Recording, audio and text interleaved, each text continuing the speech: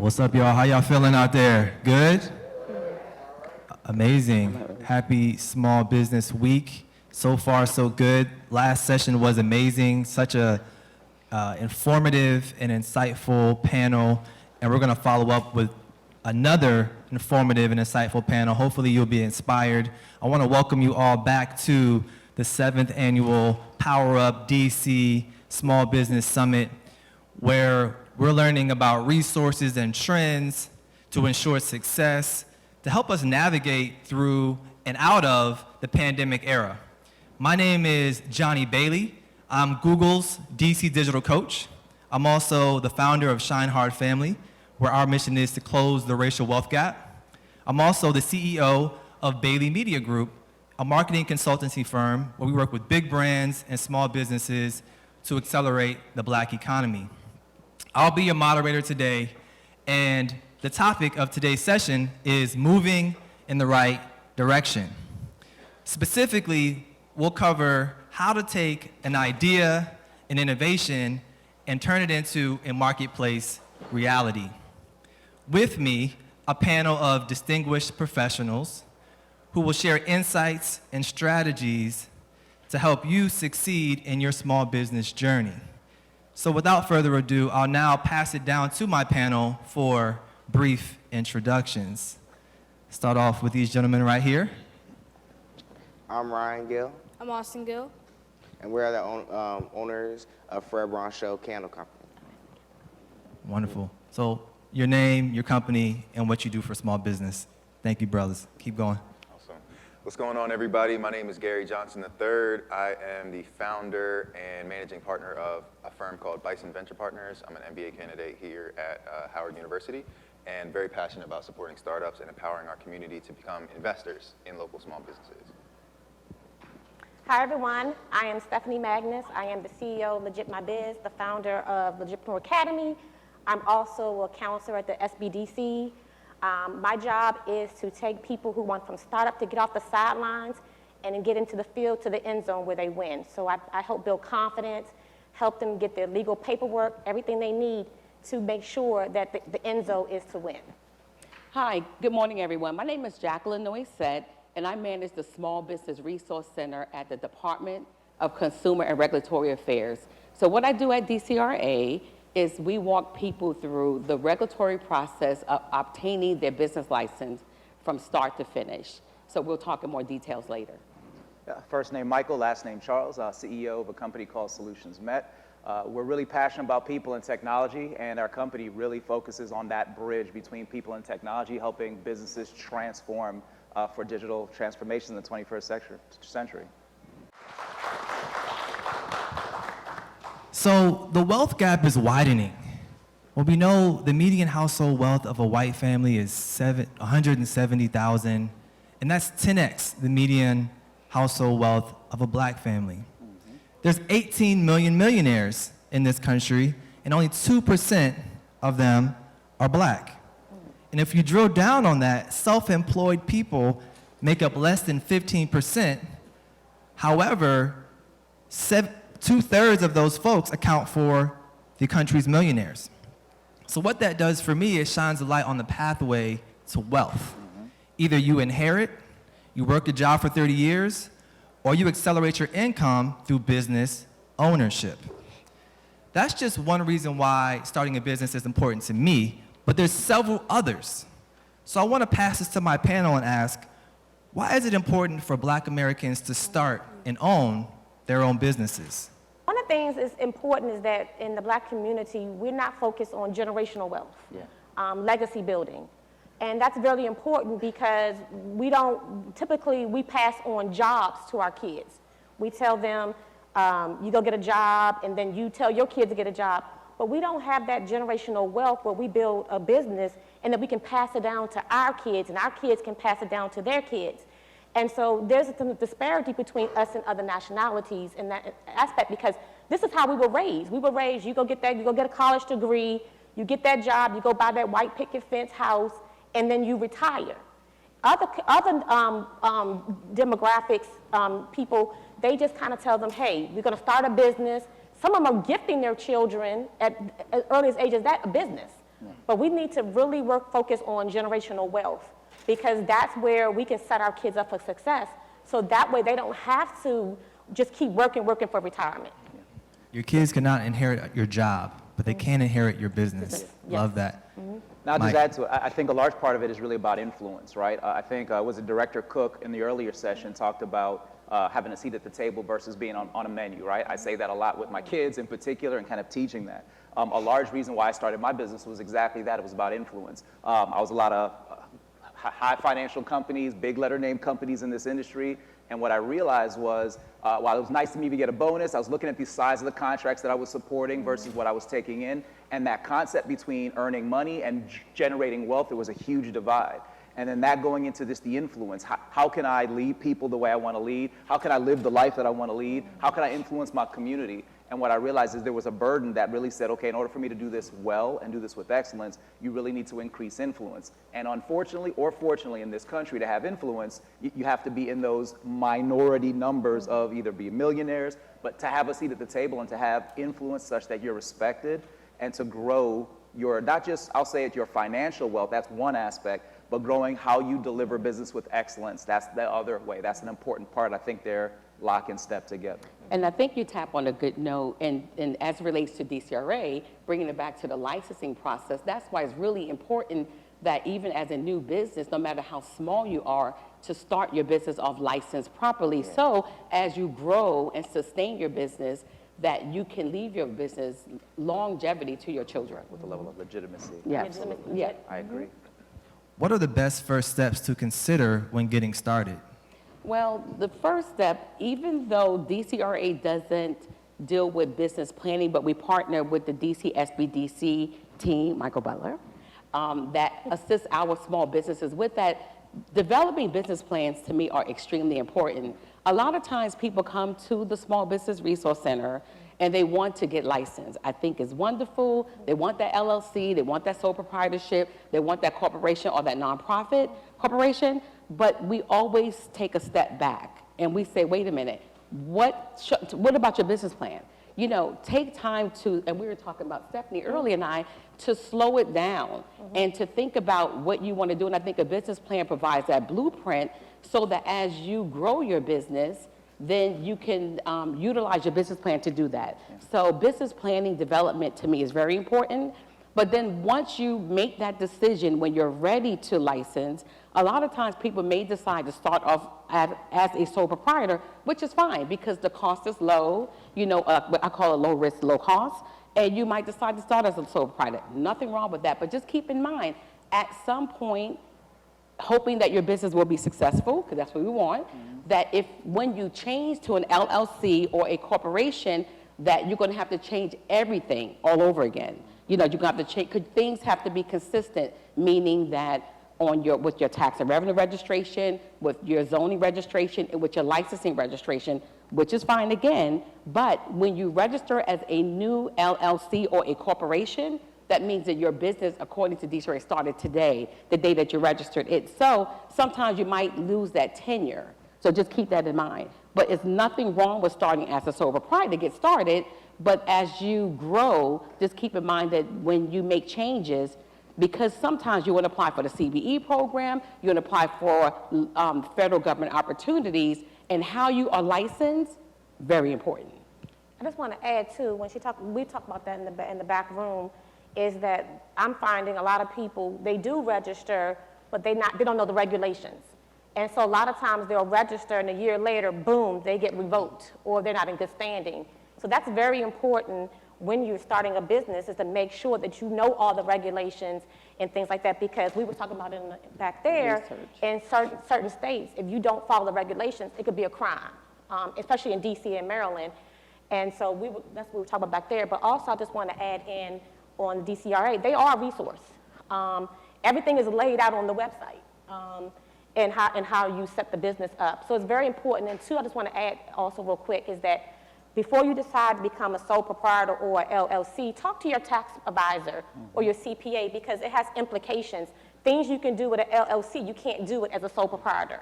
Like file a schedule, you can do a Schedule C, but you can't write off a lot of expenses. And then the IRS, they kind of be iffy with a hobby versus a business. And you really have to have like 3 to 5 years of profit, because the IRS will start saying you don't have a business. And then all those expenses and stuff that you were claiming could be reversed. So I just want to kind of add that in to it as you're starting your business. It's a lot to take in, but keep that in mind that there's resources here to help you, making sure that you meet all the regulatory guidelines and that you're doing everything as far as the state requires. I'm hearing business structure, certifications, understanding the cost that it requires to be in business, things to consider. By a show of hands, how many of you already have a business license? So an LLC, a 501c, you're already in business, raise your hand. Okay, round of applause for those individuals. How many of you are thinking about getting in business and that's why you're here, raise your hand. All right, round of applause for those individuals as well. I love it, love to see it. So I think research is a major element of going into business. A lot of times, a pitfall is that we just rush into business because we don't like our job, or we rush into business because we have a great idea, we want to just go on social media and say we have a business. But taking the time to do things right is important, because when will you have the time to do it over? So I want to throw it over to these gentlemen here. What research did you guys do as you thought about starting your business? So what we did was first we thought of the idea and how we wanted to do it, and how we wanted to, the steps we wanted to take. And then we spent a couple of weeks researching how to make the candles and perfect the candles. And then we did a couple, probably took like a month or a couple weeks to perfect the scents and to make sure it burns correctly so it doesn't like mess up, or we don't have any like bad feedback or comments. So we can perfect our products to make sure it does the best. I'd like to interrupt for this one. I'm mom and dad. This is Selena Patrick of the two. Kyle's missing. He's in school today. One thing that he did leave out was we researched which kid businesses were the most profitable. That's the first thing we did. And we picked the top 3, and they learned how to make the products up to the top 3. So it was soap, bath bombs, and candles. So they learned how to make all 3, and they tested them all out. And then we did like they sold them at baseball games and football games and soccer games, places where we know people. And we asked them to test the products and give us feedback about which ones they like best. And it turned out to be candles. And that's why we sell it with candles. Now, they know how to make them all, but I told them if you're going to go into business, you need to make some money. There's no point in just, you see little kids, people support youth businesses, but sometimes it's just because it's a hobby, and sometimes the products aren't that good, to be honest. But we want to support them because their kids are wanting to keep, just to give them hope and inspire them to do better. But I was like, if we're going to get in this, because I'm an attorney and a teacher by training, my husband's a cybersecurity analyst and architect, we won't have time to mess around, basically. So if we're going to do this, let's be serious about it. I love it that you guys took the time to prototype and test. Very, very wise decision. Gary, what are you thinking about or telling your entrepreneurs that are in your network to do when they think about research and ideation for their business plan? It doesn't matter if you're building an app, if you're making candles, your business, if it's going to have a strong foundation, should be built on creating value for customers, right? So whatever it is, you want to make sure that this is a thing that people want. They're going to pay for it. They're going to come back and spend more money with you in the future, right? So even before you form your LLC or your C corporation, whatever it might be, you do your research. You go out into the world and you can interview people first and say, hey, I'm thinking about creating a product that does X, Y, Z, right? Have you ever had this problem, right? Would this be helpful for you? Would you use this solution? And that can give you the insights that you need to say, okay, this business is worth pursuing because I've interviewed 100 people and they're all like on my waiting list. Maybe they've even put up a little bit of money to reserve their spot, to get their product before anybody else. So you have to get really creative in making sure that you validate your assumptions and validate that there's a market for the thing that you want to create. Absolutely. Every problem in the world is a business opportunity. And when I think about ideation, one methodology that we use at Google is called design thinking. Write that down right now or type it in Google. I want you to all look that up, design thinking. And it takes you through a process of empathizing with your end user and then defining exactly the problem that you are trying to solve with your product or service. And then you ideate, right? So many folks jump straight to ideation and they don't empathize. They don't create focus groups. They don't talk to the people and they don't clearly define the problem that they're attempting to solve. So look up design thinking, don't skip those 2 steps. Thank you all for that wonderful feedback on that. And I want to say as minorities, as black people, we can experience so many hurdles as getting into business. It feels like every direction. And what I see is the elephant in the room is access. But it's access to many things, right? So as you all are business owners or work with business owners so frequently, what do you see as the greatest need for business owners right now? It does take money to make money, right? But first you have to validate your assumptions. You have to make sure that you're creating value with whatever your product or service is. But it's also mentorship, right? And it's access to mentors that believe in you, understand the problem that you're trying to solve because they resonate with that, right? Maybe you're a black woman entrepreneur and you need to have mentors who are other black women who've been in your shoes, right? And who can open up doors in ways that other people can't. And maybe you're building a line of hair care products, right? And black women resonate with your products more than maybe white women do, right? But we need to have access to those sorts of like mentor networks, right? So the women business centers and things like that are super crucial. But then access to capital is incredibly important. So one of the things that we do is actually empower our community to understand that everybody in this room can be an investor, right? So democratizing access to investing in small businesses, investing in startup companies, because it is about ownership, right? On the small business side, everybody should be an owner in one way or another. But you should also be an investor. And there are ways for you to raise money from your community, even if you can't raise that money from a bank or an investor that might be like an angel investor or a venture capitalist. I love that. I believe there's 3 ways to be a participant in the American economy: a consumer, and historically we're really good at that, but also producer and investor. I love that. Anyone else want to weigh in on the needs of black businesses right now? Yeah, I would like to add too, at DCRA, you have access to free services.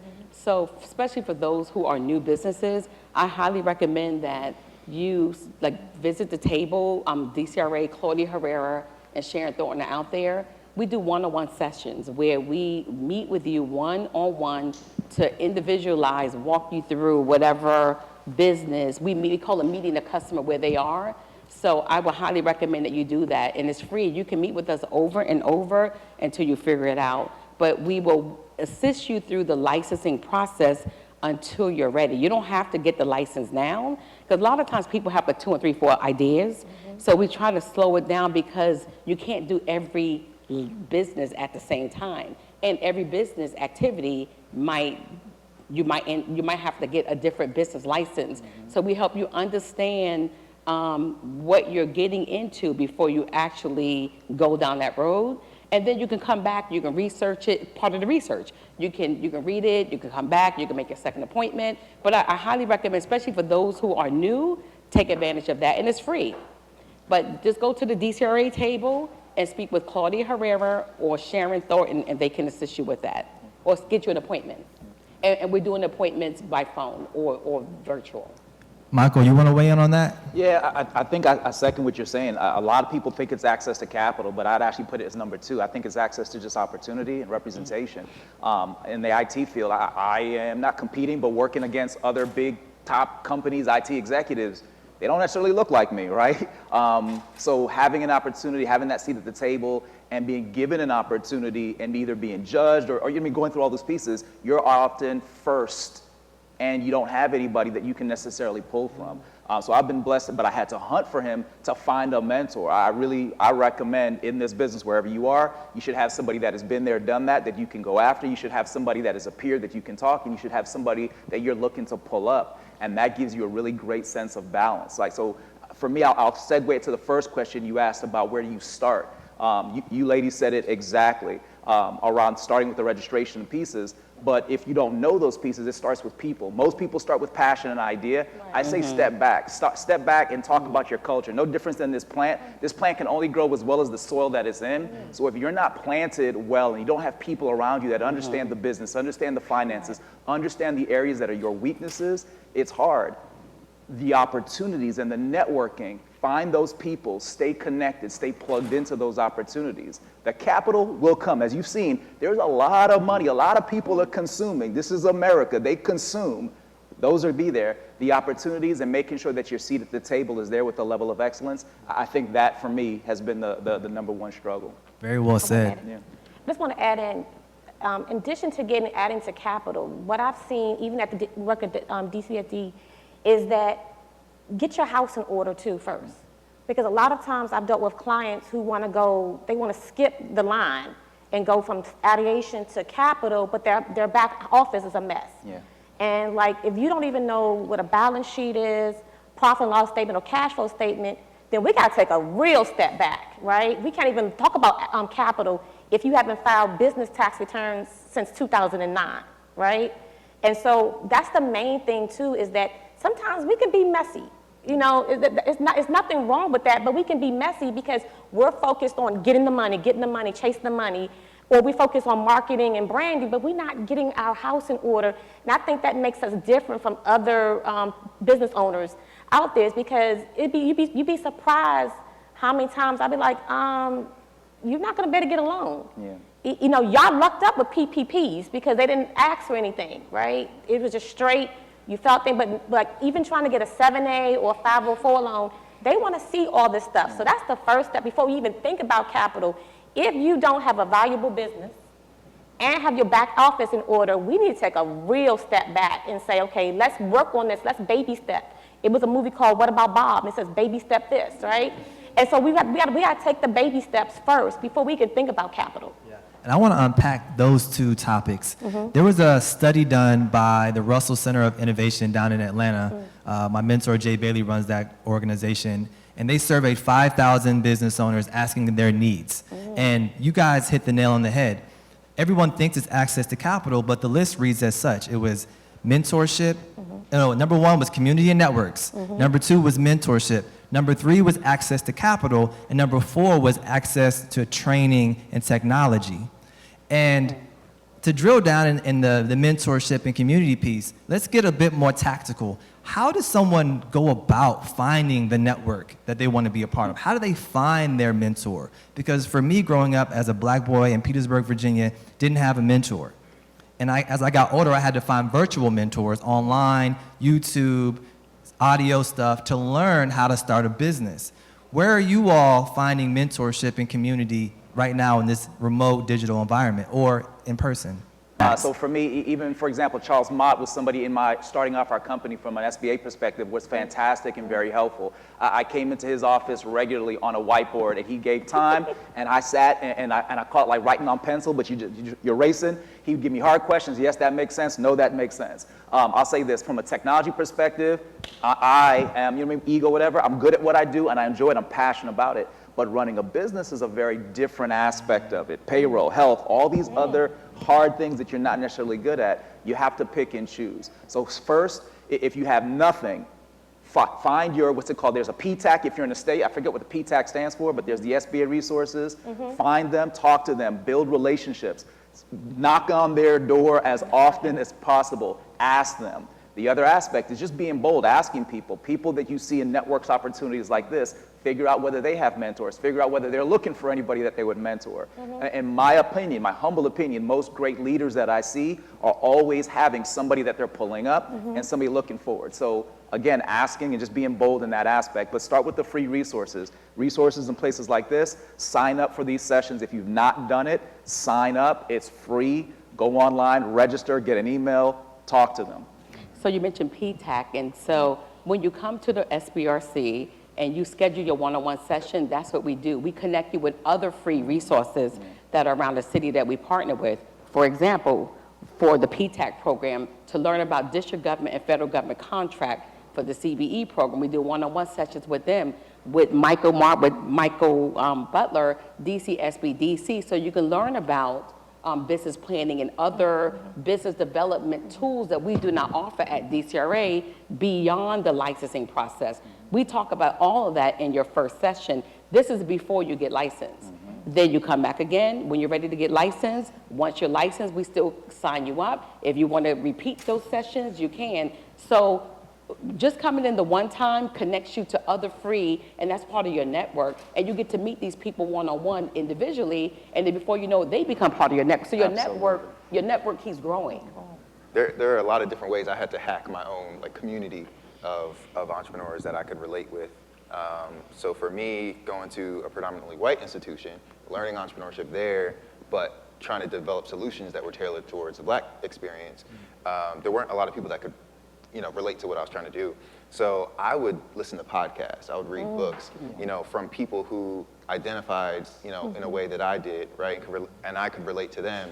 And they had gone and achieved things like Arlen Hamilton, she's a black queer woman. While she was homeless, she raised a venture capital firm.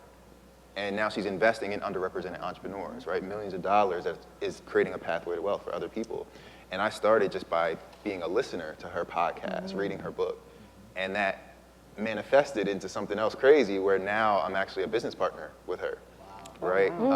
So I did that, but while I was doing that, working and like going to events and things, I built my own community, right? So I think everybody in here, like you have a unique experience, but it's likely that other people can relate, right? So I started in Delaware, and I created an accelerator program for underrepresented entrepreneurs. We started with just 8 entrepreneurs in our little city, Wilmington. Since 2019, we've scaled that up, and now we support a global community of 300 founders who are all at the early stages trying to figure it out, right? Like even if you don't have a business plan, right? Like you just have an idea for something, we built this community of people who are just getting started, right? And then supporting one another to get up and running and be as successful as these 2 guys here. But yeah, and along the way, again, shout out to Charles Mott, being super supportive with the DC SBDC. So there are resources all over. It's just about opening your eyes and making sure you tap in. I love that. And we're here today in this environment where there's so many influential leaders, so many gatekeepers and decision makers. I encourage you all to go through the pamphlet and start reaching out to folks on LinkedIn that are here, or reach out to people here in person and shake their hand, get their business card, because you're not just here to get information, you're also here to build community and build network, right? So keep that in mind as you're here. What are you gentlemen doing to build community and networks or mentorship within your space? We're trying to build a legacy for me and Austin's our family and for our children. And we're trying to build generational wealth. And we look for mentoring. We go to our mom or dad, or if they don't have questions they don't know the answer to, they ask one of their friends who have businesses and one of their colleagues that have who has run a business or had a business in the past, for help. When we got started, my mom went to a candle making business when one of her friends owned a candle company, and she taught us how to partially make the candles and how to get started. Love it, love it. That's generational wealth right there. I love to see you guys up here, man. Round of applause for that, man. It's just incredible. That is so cute. Generational wealth personified right there. So I want to now talk more about the financial piece that you mentioned around profit and loss statements and having your financial house in order. I feel like profits are better than wages. Wages are good because you can make a living, but profits are great because you can make a fortune. But in order to make profits, we need money, right? So let's talk about what are some different ways to get started financially, and how does someone get access to capital? And what do they need in terms of like the administrative side to be eligible to get capital? So the first thing we need to do, like we talked about registering, because even trying to get a commercial or SBA loan, you have to be a registered business in good standing. That's the first thing. Then you got to follow the steps. You got to get a business bank account. You cannot no longer commingle your personal and business expenses. They look at those things. They look at, do you have an EIN number? Do you have employees? Do you have those 3 documents we talked about? They want to see those things. And so you just want to make sure that you follow the steps. And one of the resources that I kind of use is NAV, because NAV walks you through those processes, and I use it with my clients. And then you get the business credit, things like that. But you got to understand there's steps to the game, right? Just like, athletes just don't go on the field because that would look kind of silly. You never went to any practice or anything, and you just go on the field and you running around. That's kind of how it looks if you don't follow the steps. Because you'd be surprised how many times people are just using Cash App or Zelle and things like that. Knowing what you need to do, it's gonna position you for success. Even though understanding the new 1099 rules, we're not even gonna get on that today, but that's a whole nother conversation. And because that's the fear now, because people have been really under the radar.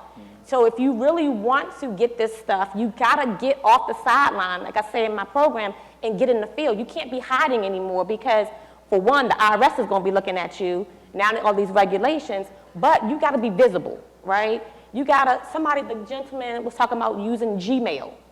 I'm not gonna knock that, but you should really have a business email address.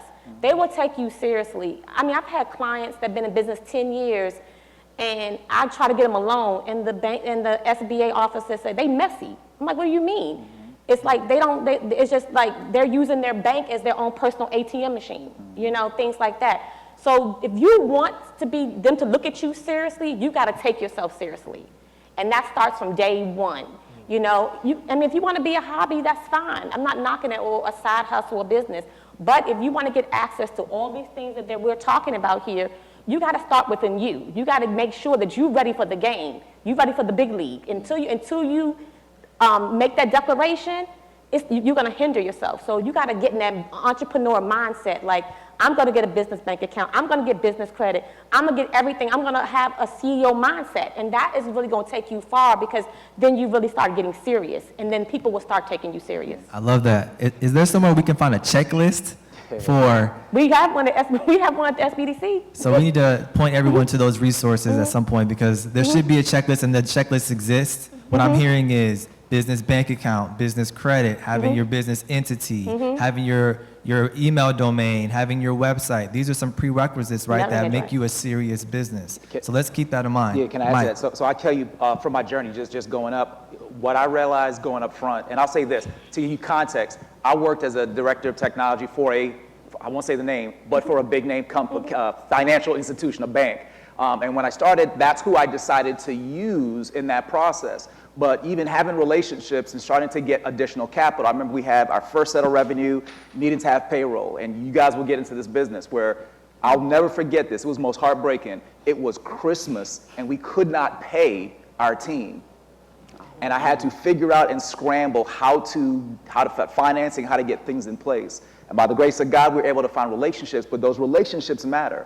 What you'll see is when you're starting up, you will really cut yourself off at your own knees if you don't have your personal finances and things in place. Because what happens is when you come to the table in desperation, like I was at that point, it's reliant on your own personal credit and your personal finance. By the grace of God, things following these checklists, making sure that I had a CPA in place who was able to have all of my information together, I was able to, through a relationship I did not even know that I had, was able to provide business plans, financial account and everything, and get finances, get it underwritten all through personal relationship, but having it correct. Had I come sloppy, had I had it all, it would have, people would have been really upset for Christmas. You know, it's amazing when you said during COVID, it was heartbreaking, the number of businesses that was revoked, and they could not receive grants because of that. So just keep in mind, if you are an LLC, a new corporation, when you register the first time, you have to pay your biannual reports, renew your biannual reports the next year. Not 3 years from then, not 5 years from then, the very next year, April 1 of the next year. Meaning that if it's January through December and you are a new LLC, just keep that in mind. And it's $99 if you're domestic in DC. If you're foreign, it's $220. But if you are a new LLC and if you register December the 31st, you have to do your biannual report April 1 of the following year, or you will be revoked. What does that mean? When it's time to apply for grants, loans, opportunities, you will not qualify. Question right here. Hi, good afternoon. Thank you guys for being here and doing this. I really appreciate it. So I originally incorporated in Delaware during COVID. It was so much easier. And I'm a foreign entity here now. All my paperwork, I did my biannual, everything's in order. But I want to dissolve the Delaware corporation and just be a complete entity here in DC, and I need to know how to do that. So basically in Delaware, all you have to do is file desolation documents in Delaware to dissolve it. There's no reciprocity from Delaware to DC. So all you have to do is just go to Delaware, fill out their paperwork to dissolve it. And then you already have it here in DC as a foreign entity. That's all you have to do. You're good to go. But make sure though, when you did it, when you did it in DC, did you use the Delaware resident agent? Or you use one in DC? That's important. Okay. Yeah, if she's a foreign entity, you have to have had a resident agent in DC because you can't register. Right, so just dissolve it there and then. That's it, yeah. Do I need to notify DC that I dissolved it there? No. You're doing good. Questions? All right, my man right here, and then I'll come to you next. Thank you. Great comments from Jackie and Stephanie regarding the back of the house and branding and so forth. My name is Keith Sellers, Washington, D.C. Economic Partnership. And my question is, right now people romanticize entrepreneurship, starting a business. There's so much energy about, you know, how great this is. But it's not for everyone. And in that process, I love the idea of the checklist. When you're meeting with people, how do you meet with them to see if they're ready and if they should actually be in business? Because from my observation, that just because you have Big Mama's recipe for making cakes doesn't mean that you should be in the business of selling cakes. Maybe you should be a supporter. So to that point, I'm like, how do you all make sure that people aren't setting themselves up for failure, that they have handles like this, they have the resources going into it as far as being a business person? I'll just use another example. My father was a fireman and a barber. Back in the day, they would have called him a hustler. Today, they call him an entrepreneur. Serial entrepreneur. And he was a great provider, but he wasn't a great business person. I was just like, but his back of the house was not that great. But he provided. So that's my point I want to ask me. So, great question, Mr. Sellers, who I know very well, by the way.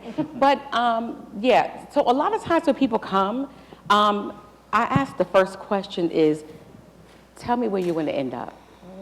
When they can't tell me that, which most times that is the case, I already know that we're not ready yet. So we don't even start talking about the license. Because you have to be able to clearly tell me what is your business, what kind of services will this business provide, and how are you going to market and advertise this business? When they can't tell me that, I already know we don't need to talk about the license. So then I'll ask them then, I recommend that you might want to start brainstorming and develop some type of business plan, and that's what we recommend them to SBDC and, you know, or we help them ourselves. But now I will get to the license at some point, but during that time, we know that they're not really ready yet. So I think that is, we call it being messy or behind in the back of the house, is that as a new business owner, you can call it the elevator pitch, you call it whatever you want to, but when you are talking to someone about your business, you have to be able to clearly tell them the name of the business, what kind of services don't be able to list out what this business offers, and who are you marketing advertising to. If you can't say that, no one understands what you're selling. And so that already tells us that you're not really kind of ready to get licensed, because getting licensed is easy. You can always get the license, depending on what category. Now keep in mind, DCRA has 165 license categories. And the reason why we start with the end, I call keeping the end in mind first, because when you tell me you're going to be you want to open up a funeral parlor, and then you also want to do a bakery, really? How? I mean, you know, those are two different directions, which is fine, but where are you going to start first? And that's why I like the mom and dad with these young boys, it was very directional. And that's what I think is important, Keith. I would say if you pair that checklist along with the design thinking process, you get a lot more specificity on who you're trying to serve and the problem that you're trying to solve with definition. So again, look into that design thinking process, and great call out on how a lot of people want to do everything at once, but if you put them in order, do the one thing first, what you'll find out, do one thing well, and you'll have opportunity to introduce new ideas down the line. So you have something you want to add on to that. So one thing I do with my clients, I do an onboarding process. So when I became a corporate CEO, I had a board of directors that took me through the process. So I put together this idea where I bring new entrepreneurs together and I onboard them. I make sure they are positioned for success. Just like when you start a job, they sit you down and say, this is what your job is to do, right? So I sit them down and explain everything to them, because once you're a business owner, you have a new job description. So this is your responsibilities. By the time they get to the second page, they're like, I don't want this no more. So I think it's about educating them first. Let them understand what it is. It's not a glorified title. Carl, who's the director of our SBDC, he always say there's two different types of entrepreneurs. There's one entrepreneur, and it's a lifestyle entrepreneur. So I try to find out, why are you in the game? Are you in the game for the fashion, the glory, the Benz and the Lexus? Or are you trying to be like these young men when they say they build generational wealth? So in my onboarding process, I take them through everything. I don't shy away. I keep it real. This is what you're going to do. I don't keep, this is how you do a budget. This is how you do your taxes. I walk them through everything. So by the time they finish the program, it's up to them to say if they want to continue, because I think we have to let people know it's real. It's not, it becomes a job description. It becomes a job that you now have to take on. So I encourage you all after the panel to come up and ask your questions individually with our panelists. They'll be happy to answer as this concludes. Thank you all for being here, your time and attention. Panelists, thank you for your insight and anecdotes. A round of applause for our panelists here.